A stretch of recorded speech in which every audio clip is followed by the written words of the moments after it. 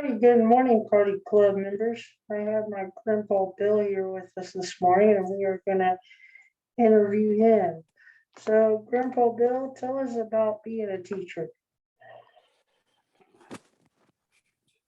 Well, I didn't really train to be a teacher. I actually sort of fell into it as a bivocational minister.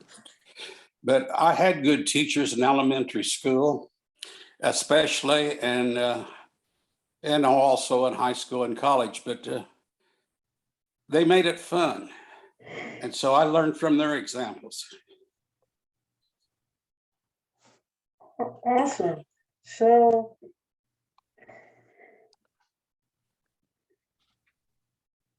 was it fun to teach when you did teach?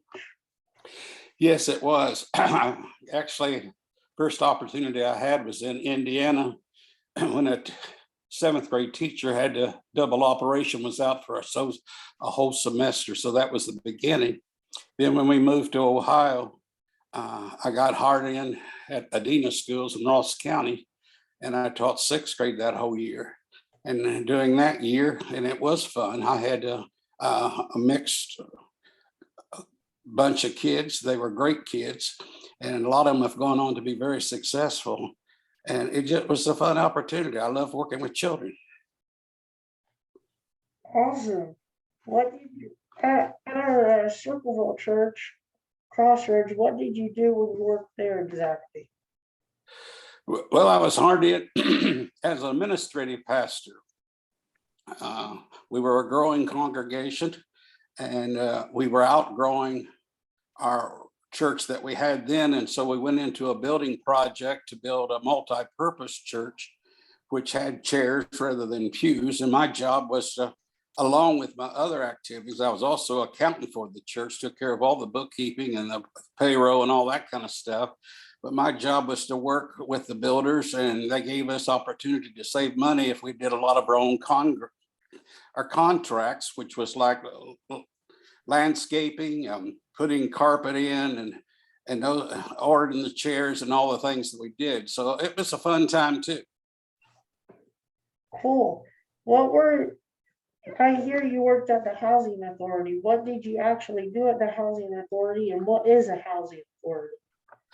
Well, it's a public housing authority where we help people that need housing that can't afford it otherwise. And so I was hard in at Pickaway Metropolitan Housing Authority in Circleville.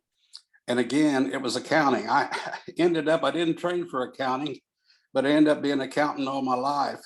And in fact, when I was put in as accountant overseas in Papua New Guinea, I wrote home to my high school teacher in bookkeeping and said, send me one of my textbooks, which she did. And so I took care of the Pickaway Housing Authority, which was accounts payables, accounts receivables, all that kind of stuff, payroll. And then I got an opportunity to take contracts in Madison County. They were needing a bookkeeper.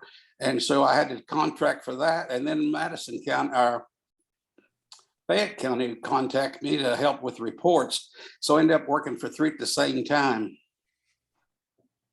Oh, cool. Thanks for sharing. One last and final question. I know you and Carmel were missionaries to Papua New Guinea. Tell us a little bit about your journey to Papua New Guinea and what inspired you to be a missionary. Well, I'd been in the Christian Bible college that I went to. We were exposed quite a bit to missions and missionaries that came into school. And so I felt God was starting to begin to work with me in that area.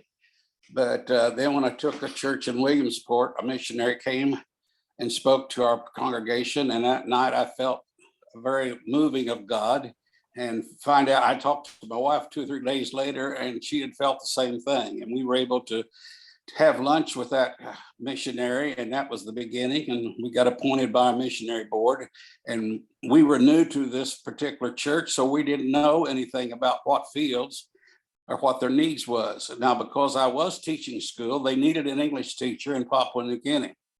And so our station there was up in the Southern Highland Mountains, and a very bush type situation.